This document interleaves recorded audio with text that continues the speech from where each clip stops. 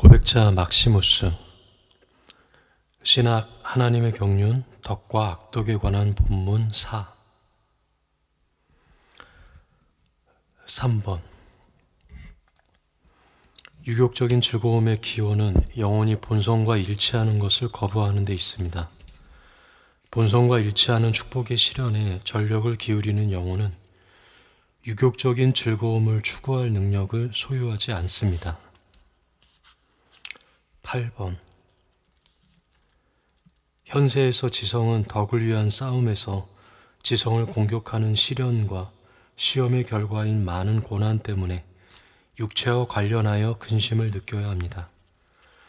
그러나 영혼과 관련해서 지성은 항상 기뻐하며 비록 감각은 고난을 당하지만 영원한 축복의 소망 안에서 즐거워해야 합니다. 사도 바울은 현재의 고난은 장차 우리에게 나타날 영광과 좋게 비교할 수 없도다 라고 말합니다. 10번.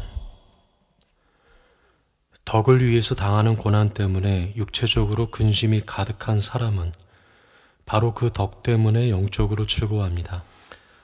이는 그가 예비되어 있는 축복의 아름다움을 현재의 실체처럼 보기 때문입니다. 12번. 하나님의 조명을 받아들일 수 있는 본성적인 기능이 존재하지 않는 한 하나님의 은혜는 영적 지식의 조명을 실현하지 못합니다. 한편 하나님이 주신 은혜가 없으면 그 기능이 스스로 조명을 실현할 수 없습니다. 15번. 아무런 정념이 없이 신적인 것을 구하는 사람은 분명히 구하는 것을 받을 것입니다. 정념을 가지고 구하는 사람은 자신이 구하는 것을 찾지 못할 것입니다. 성경은 구하여도 받지 못함은 정욕으로 쓰려고 잘못 구함이라고 말합니다. 23번. 구원받을 사람은 죄를 자기의 의지에 대해서 죽일 뿐만 아니라 자기의 의지를 죄에 대해서 죽여야 합니다. 그는 덕에 의해서 자기의 의지를 살려야 할 뿐만 아니라 자기의 의지에 의해서 덕을 살려야 합니다. 그리하여 죽임을 당해 죄와 완전히 분리된 의지가 죄에 대해 완전히 무감각하게 됩니다. 한편 새로 활력을 얻은 의지는 덕과의 완전한 결합으로 말미암아 덕을 완전히 의식하게 됩니다. 따라서 자기의 의지를 죄에 대해 죽인 사람은 그리스도의 죽음과 연합한 것이며 의를 통해서 자기의 의지에게 새 생명을 준 사람은 그리스도의 부활과 하나 된 것입니다. 25번. 그리스도는 하나님인 동시에 인간이십니다. 우리는 말로 표현할 수 없는 초자연적인 방법으로 은혜에 의해서 하나님이신 그리스도 안에 참여하며 그분의 인간을 향한 불가해한 사랑 안에서 자신을 우리와 같은 형상을 진 인간으로 만드심으로써 우리를 위해서 우리의 운명에 동참하십니다. 31번. 지혜자들의 말에 의하면 우리는 하나님을 경험하면서 동시에 하나님에 대해 생각하기 위해서 사고력을 사용할 수는 없습니다. 또는 하나님을 직접 인식하면서 하나님에 대한 관념을 소유할 수 없습니다. 하나님에 대해서 생각한다는 것은 하나님과 피조물 사이의 유사성의 귀처를 두고서 하나님에 대해서 생각하는 것을 의미합니다. 하나님에 대한 관념이란 피조물에서 파생된 바 하나님에 대한 단순하고 단일한 지식을 의미합니다. 일반적으로 어떤 사물에 대한 우리의 경험은 그것에 대한 우리의 생각을 중단시키며 그것에 대한 직접적인 인식은 그것에 대한 우리의 관념을 중지시킨다는 사실이 우리의 말을 확인해 줍니다. 경험이란 모든 생각을 초월하는 차원에서 실현된 영적 지식을 의미하며 직접적인 인식이란 알려져 있는 것 안에 초지성적으로 참여하는 것을 의미합니다. 사도 바울이 예언도 패하고 방언도 그치고 지식도 패하리라고 말하면서 가르치는 것이 이것일 것입니다. 37번. 모든 고난의 원인은 그의 선행하는 즐거움에 있습니다. 이런 까닭의 모든 고난은 인간 본성을 지닌 사람들이 즐거움에 대한 대가로 자연히 지불하는 빛입니다. 까닭 없는 즐거움의 지배에 복종하는 데서 생겨난 비본성적인 쾌락 뒤에는 고난이 따릅니다. 여기서는 타락에서부터 생겨난 즐거움을 까닭 없는 즐거움이라고 묘사합니다. 왜냐하면 그것은 분명히 선행하는 고난의 결과로서 임한 것이 아니기 때문입니다. 40번. 주님은 본래 지혜로우시고 의로우시고 전능하십니다. 주님은 지혜로우시기 때문에 인간 본성을 치유하는 방법에 대해 무지하실 수가 없었습니다.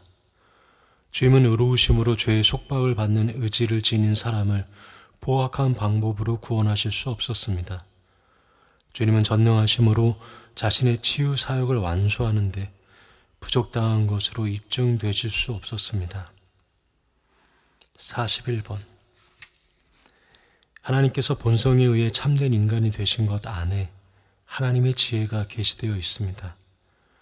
하나님께서 잉태되실 때 우리의 본성과 동일한 감정적인 본성을 취하신 것은 하나님의 공의를 나타냅니다. 하나님께서 고난과 죽음을 당하심으로써 본성적으로 영원한 생명과 불변하는 무정념의 상태를 창조하신 것은 하나님의 힘을 나타냅니다. 50번. 만일 성령을 통해서 은혜에 의해 하나님이 거하시는 전이 되는 영광을 받은 우리가 죄를 정죄하기 위해서 의를 위하여 고난을 참고 견뎌야 하며, 비록 우리가 선할지라도 죄수처럼 복종할 각오가 되어 있어야 한다면 하나님의 복음을 순종치 아니하는 자들의 그 마지막이 어떠하겠습니까? 다시 말해서 쾌락의 자극을 받으며 본성이 지배하는 아담의 발생 형식이 자신의 영혼과 몸, 의지와 본성 안에서 끝까지 살아 활동하도록 부지런히 유지하게 할 뿐만 아니라 성육하신 아들을 통해서 부르시는 아버지 하나님을 받아들이지 않으며 또 아버지의 사자이신 중보자 아들도 받아들이지 않은 사람들의 운명은 어떠하겠습니까?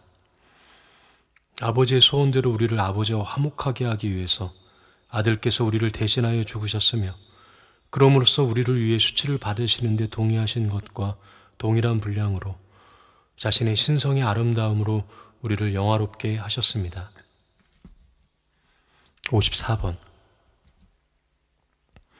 천사이거나 사람이거나 간에 매사에 본성적인 정의를 유지하며 보편적인 행복의 원리에 일치하는 방법으로 본성의 내적 원리를 적극적으로 받아들이는 자들은 그들을 밝혀주는 신적 생명에 완전히 참여할 것입니다. 이는 그들이 자신의 의지를 하나님의 의지에 복종시켰기 때문입니다. 매사에 본성적인 정의를 유지하지 못하며 보편적인 행복의 원리와 어긋나는 방식으로 본성의 내적 원리들을 파괴해온 사람들은 신적인 생명을 완전히 상실할 것입니다. 왜냐하면 그들은 자신의 의지로 하나님의 의지에 대항해 왔기 때문입니다. 이것이 그들을 하나님으로부터 분리시킵니다. 55번. 마지막 심판 때에 천사이건 인간이건 간에 모든 존재의 성향을 재는 표준은 본성의 원리입니다. 그것은 그 천사나 인간이 행복을 향하는지 그와 반대되는 것을 향하는지를 분명히 보여줍니다. 각각의 존재는 이러한 성향에 따라서 신적 생명에 참여하기도 하고 참여하지 못하기도 합니다. 하나님은 모든 천사와 인간을 그들의 존재 및 영원한 존재에 따라서 하나님 앞에 불러 모으실 것입니다. 그러나 하나님은 거룩한 사람들만 그들의 영원한 행복에 따라서 특별한 방법으로 불러 모으시며 거룩하지 못한 사람들은 영원히 행복이 결핍된 상태로 버려두실 것입니다. 60번. 믿음은 소망의 도움을 받아 하나님을 향한 우리의 사랑을 완전하게 만듭니다. 깨끗한 양심은 우리로 하여금 계명을 지키게 함으로써 우리의 이웃사랑에 실체를 부여해 줍니다. 깨끗한 양심은 계명을 범할 수 없기 때문입니다. 참 구원을 희구하는 사람들만이 진심으로 이 세 가지, 즉 믿음과 소망과 사랑을 믿습니다. 65번. 도둑이란 청취자들을 속이기 위해 거룩한 원리들을 숭배하는 채 하는 사람입니다. 그는 이러한 원리들의 참된 특성을 행동을 통해서 알지 못했지만 청취자들로부터 의롭다고 여김을 받고 그들의 존경을 얻기를 기대하면서 단순히 그것에 대해 말함으로써 의기양양하게 거래를 합니다.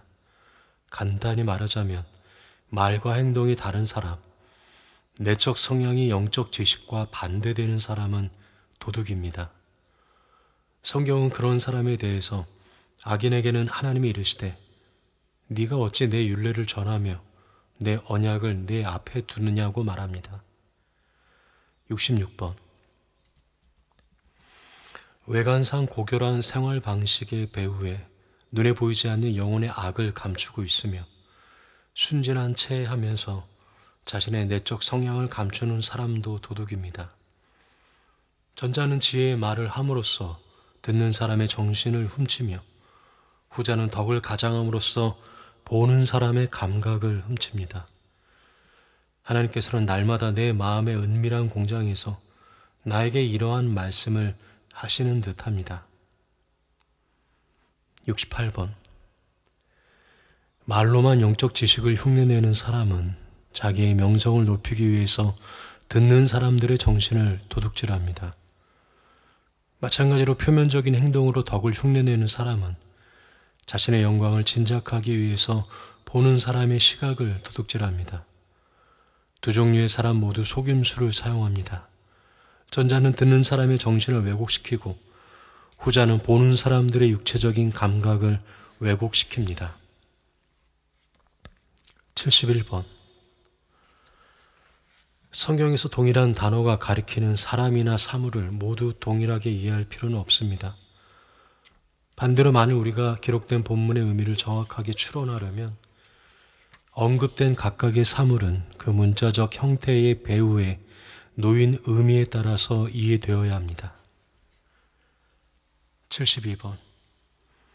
실수하지 않고 성경의 거룩한 지식을 연구하고자 하는 사람은 기록된 사건이나 말의 차이점을 존중하며 각각의 사건이나 말을 상이한 방법으로 해석하며 문맥에 따라 시간과 장소에 일치하는 적절한 영적 의미를 부여해야 합니다. 82번. 올리브 나무가 없으면 순수한 올리브 기름을 얻을 수 없습니다. 담을 항아리가 없으면 기름을 보관할 수 없습니다. 등잔에 기름이 떨어지면 불이 꺼질 것입니다. 마찬가지로 성령이 없으면 지적 작용이 참되고 거룩하게 작용할 수 없습니다. 내면의 특성이나 성향이 항아리처럼 거룩한 개념을 포용할 수 없다면 아무리 거룩한 개념도 보존할 수 없습니다. 하나님의 은사 안에 영적 지식의 빛에 거룩한 개념들을 공급하지 않으면 그 빛은 꺼질 것입니다. 86번. 덕의 실천을 통해서 성령 안에서 거듭난 의지와 성향의 소유자들은 은혜로 하나님을 아버지라고 부를 수 있으며 실제로 그렇게 부릅니다. 그들은 거듭남에 의해서 영혼 안에 아버지 하나님의 흔적을 지니며 덕을 나타냅니다. 그들은 생활 방식을 통해서 자기를 보는 사람들을 변화시켜 하나님께 영광을 돌리게 하며 그럼으로써 사람들이 본받아야 할 탁월한 덕의 유형을 공급합니다. 하나님은 단순한 말뿐만 아니라 의로운 행동에 의해서 영광을 받으십니다. 의로운 행동은 하나님의 위엄을 말보다 한층 효과적으로 선포합니다.